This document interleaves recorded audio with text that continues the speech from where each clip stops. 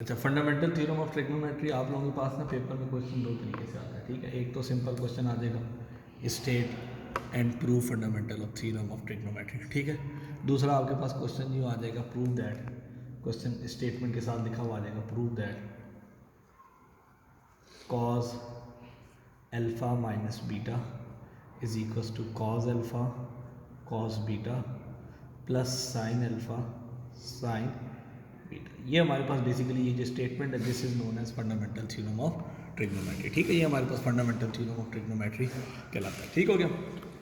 अच्छा, अब होना क्या है हमारे पास नेक्स्ट कि हमने इस रिजल्ट को प्रूव करना है। एक ये लॉन्ग क्वेश्चन है आपके पास नॉर्मली बनता है, ठीक है, पेपर में।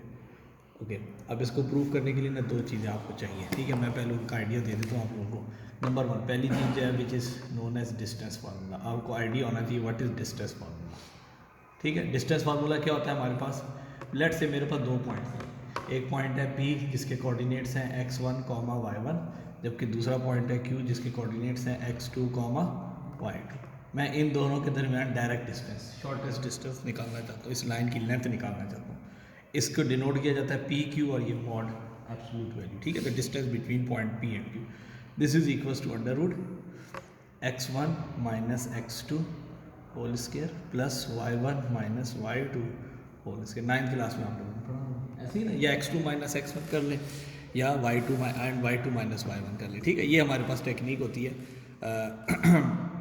किसी भी दो पॉइंट्स के दरमियान डिस्टेंस निकालने की या इस लाइन सेगमेंट पी क्यू की लेंथ फाइंड आउट करने की, ठीक है। अगर हमें ये दो पॉइंट्स मालूम हो, एक आपको ये डिस्टेंस फार्मूला मालूम होना चाहिए। इसके अलावा जो इंपॉर्टेंट चीज़ आपको मालूम हो वो क्या है कि आपके पास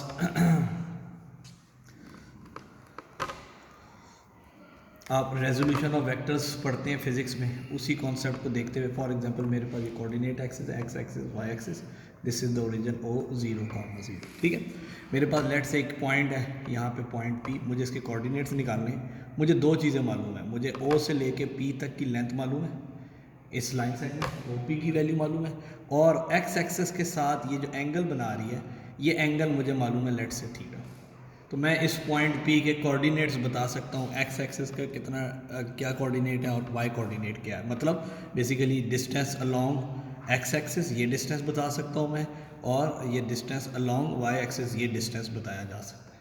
किसकी मदद से, आपको दो चीज़ें नोन है। क्या चीज़ें नोन है, O से लेके P तक के डिस्टेंस, इसकी वैल्यू आपको मालूम है, और ये जो एंगल स्टैंडर्ड पोजीशन में है जो एक्स एक्सिस के साथ और ओरिजिन वर्टेक्स पे एंगल बन रहा है थीटा, इन दो चीज़ों की वैल्यू अगर मालूम है आप इस पॉइंट P का एक्स कोऑर्डिनेट और वाई कोऑर्डिनेट बता सकते हैं। एक्स कोऑर्डिनेट क्या होगा, इस लाइन O से लेके P तक की लेंथ, इस ये लेंथ आ जाएगी OP cause of angle cos theta. ये हमेशा किसको रिप्रेजेंट करेगा, इस एक्स एक्सिस की डिस्टेंस अलोंग एक्स एक्सिस, इसको रिप्रेजेंट करेगा magnitude of OP cause of theta, ठीक है। ये लेंथ आ जाएगी जिसको हम लोग एक्स कोऑर्डिनेट कहते हैं। वाई कोऑर्डिनेट ये the length along Y axis, ये कैसे आएगी, इसके लिए क्या होता है बेटा, OP का magnitude multiply sine of angle, ये हमारे पास वाई कोऑर्डिनेट होगा। जो बेसिकली क्या चीज़ है, ये लेंथ है, ये वाली लेंथ OP का मैग्नीट्यूड साइन ऑफ थीटा। तो आप कैसे निकाल सकते हैं, आपके सामने ये एक राइट एंगल ट्राइंगल बन रहा है, इस पे कॉस थीटा अप्लाई करके आप ये वाली लेंथ फाइंड आउट कर सकते हैं, साइन थीटा अप्लाई करके ये लेंथ फाइंड आउट कर सकते हैं। तो कहने का मतलब ये कि अगर आपके पास एक लेंथ मालूम है और एंगल मालूम है, इस O से लेके P तक की लेंथ मालूम है और ये एंगल थीटा आपको मालूम है, आप डायरेक्टली इस पॉइंट P के x और y कोऑर्डिनेट निकाल सकते हैं, फाइंड आउट कर सकते हैं, ठीक हो गया। इन दो कॉन्सेप्ट्स का अगर आपको आइडिया है आप इजीली ये वाला क्वेश्चन जो है, ये वाला थ्योरम जो है ये प्रूव कर सकते हैं, ठीक है। दो कौन कौन से हो गए, एक आपके पास डिस्टेंस फार्मूला आ गया और दूसरा ये आ गया कि जिसमें आप एक पॉइंट के कोऑर्डिनेट्स निकालते हैं, ठीक है। अच्छा, अब फंडामेंटल थ्योरम ऑफ ट्रिग्नोमेट्री, इसका प्रूफ आएगा।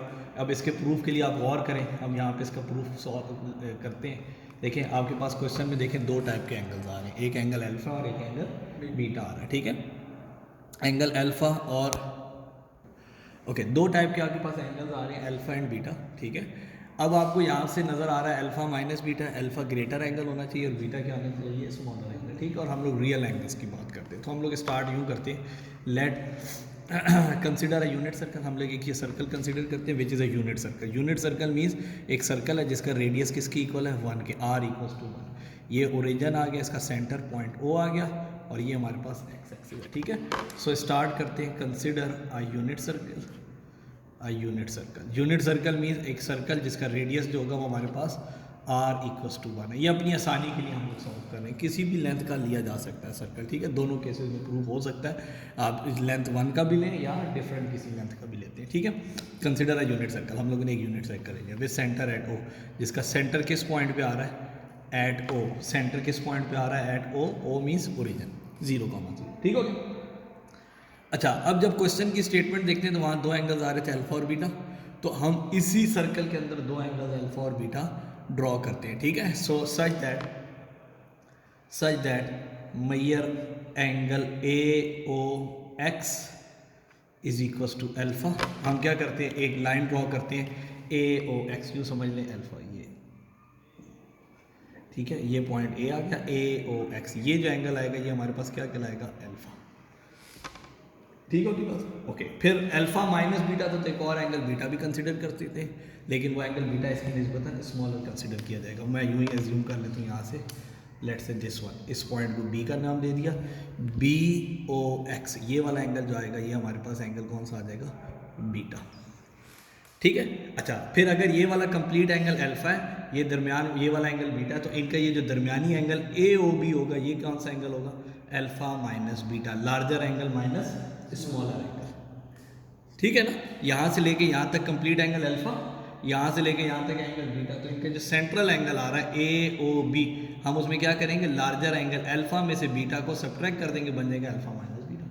सो such that major angle AOX is equal to alpha, measure angle BOX is equal to beta, and measure angle AOB ये हमारे पास क्या बन जाएगा, अल्फा माइनस बीटा, ठीक हो गया। ये हमारे पास कंसीडर हो गया, ये दो एंगल्स आ गए। फिर अपनी आसानी के लिए हम लोग क्या करते हैं, क्योंकि थ्योरम की तरफ चलना है, मैं एक और पॉइंट खुद से कंसीडर करता हूँ।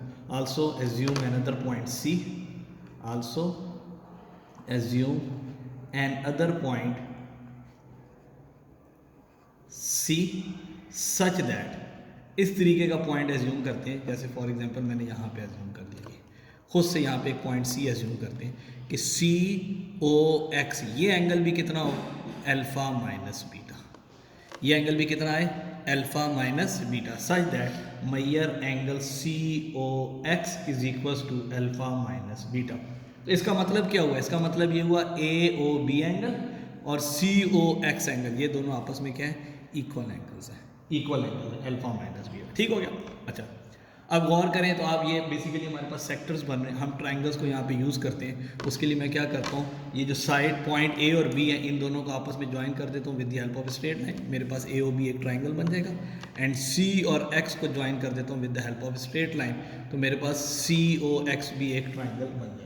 और ये दो ट्राइंगल्स कैसे होंगे, इक्विलेटरल ट्राइंगल होंगे, बिकॉज O से लेके A तक की length radius of the circle है, O से लेके B तक length radius of the circle है, O से लेके C तक रेडियस ऑफ द सर्कल है, O से लेके X तक रेडियस, और X कहते हैं, या इस पॉइंट को मैं लेट से D का नेम दे देता हूँ, D तक जो है ये मेरे पास रेडियस ऑफ द सर्कल है। तो दो साइड्स दोनों के आपस में इक्वल होगी। साथ ही हमने ये भी कहा था angle AOB alpha minus beta, COX alpha minus beta, दोनों के ये कॉरस्पॉन्डिंग एंगल्स भी आपस में इक्वल आ रहे हैं। सो ये दो कॉन्ग्रुएंट ट्राइंगल्स हो जाएंगे, ठीक है। सो नेक्स्ट हम क्या करेंगे, join A with B and C with D।